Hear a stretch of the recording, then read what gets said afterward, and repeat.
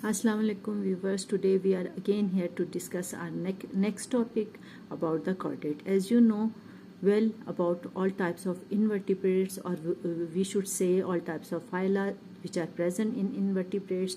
Now come on the basic characteristics, or we can say distinctive characteristic by which we can easily differentiate chordates from the invertebrate. Commonly these are notochords, dorsal hollow nerve cord, pharyngeal gill slits, post-anal tail, endostyles, after that heart, circulatory system, and specific type of chordates. These are the very common characteristics by which we can differentiate chordates from the invertebrate. Now come on this diagram. As I told you before about the notochord. Notochord, or commonly known as early precursor to the backbone. In the higher specimens, higher species, proper backbone structure is present, but in its initial form, notochord is present, and it is present at least in the embryonic development. Sometimes it remains throughout the life, and sometimes and usually replaced by the backbone in the adult stage. Its function is provide support and act as a primitive backbone. Now I hope you can understand the word notochord and its detail. After that we have dorsal hollow nerve cord. Dorsal hollow nerve cord is present behind the notochord. Its position is dorsal and it is at the upper side, but it remains hollow in its initial stages. But in case of invertebrates, it is in ventral position and solid. After that we have pharyngeal gill slits. Pharyngeal gill slits are present at some stage of the life cycle, and you know this life stage is embryonic and also in the adult stage, but these are absent in the invertebrates. Their function is concerned to respiration and sometimes feeding in case of aquatic organisms. After that we have muscular tail or post-anal tail. You can see it. This tail is absent in invertebrates, but in case of vertebrates or chordates, tails extend beyond the anus at some stage while absent in the invertebrate. So you can see, although posterior region or terminal region is present in invertebrates, but proper muscular post-anal tail is present in chordates and absent in invertebrates. After that we have endostyle, and endostyle is present in lower chordates, but in higher it is seen in form of thyroids in the higher animals, while in case of invertebrates both are absent. No endostyles and no thyroid glands can be seen in invertebrates.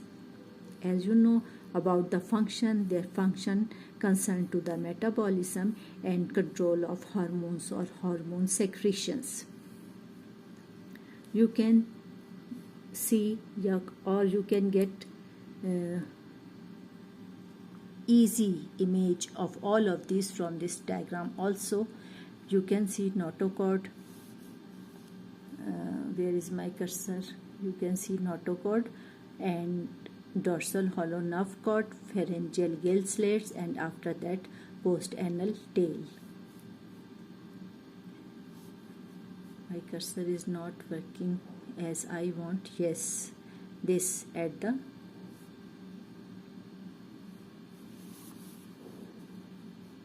where is cursor? Yes, it is present at this position, post-anal tail. Now I hope you will be satisfied. Now come on the next about the heart and skeleton.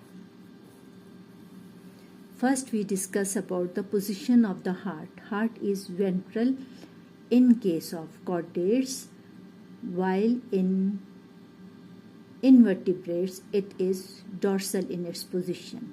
In chordates this will be in ventral position, while in case of invertebrate we discussed with the dorsal its position. And then we have circulatory system. You know well, mostly in all type of chordates, closed circulatory system will be found, while in case of invertebrates, open circulatory system is found. Only annelids we have in which closed circulatory system can be observed. What is the difference in closed circulatory system and open circulatory system? When proper arteries, blood vessels, arteries, vein, capillaries are present in circulatory system with the heart, then we called it closed circulatory system for the circulation of the blood or circulation of the body fluid. But in case of open circulatory system, no such type of vessels can be found. After that, we have skeleton in chordate, internal and strong skeleton in form of cartilage in some places of the body, in some parts of the body, cartilage, and specifically bones in the all remaining portions of the body. Proper bones are present, or bonal skeleton is present, internal skeleton is present. So it is also characteristic of chordate, while in case of invertebrate, usually such type of bonal structure or cartilaginous structure can't be observed. Sometimes exoskeleton is found, as we discussed in case of molluscas, or in case of chitinous covering in arthropods. So these are characteristics of invertebrate, while cartilage and bones are characteristics. Presence of bones are as skeleton is unique characteristics of chordates. So these are the common or specific characteristics by which we can differentiate invertebrates from chordates or chordates from the invertebrates. Okay, thank you. Bye.